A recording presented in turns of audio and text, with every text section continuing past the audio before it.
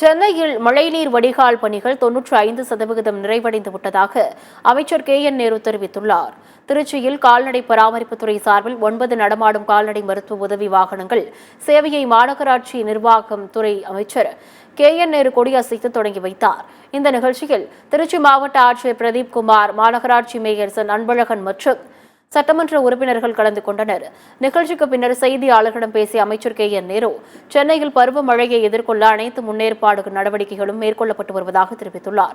சென்னை மாநகரத்தை பொறுத்தவரை 95% மழைநீர் வடிகால் பணிகள் நிறைவடைந்து விட்டது என்றும் அவர் தெரிவித்துள்ளார். கிட்டத்தட்ட மழைநீர் வடிகால் அறிவிக்கப்பட்ட பணிகள் 95% முடிஞ்சிருச்சு. எல்லா இடத்துலையும் முடியாமல் ஒரு 20 சென்டிமீட்டர் 25 சென்டிமீட்டர் சாதாரண எப்பவும் பெய்கிற மழை பெஞ்சதுன்னா எந்த வடிகாலுக்கு ஒரு பிரச்சனை இருக்காது. மழையை எதிர்பார்த்து எல்லா பணிகளையும் முதலமைச்சர் உத்தரவின் பேரில் சென்னை எல்லா மாநகராட்சியும் அந்த பணிகள் நடைபெற்று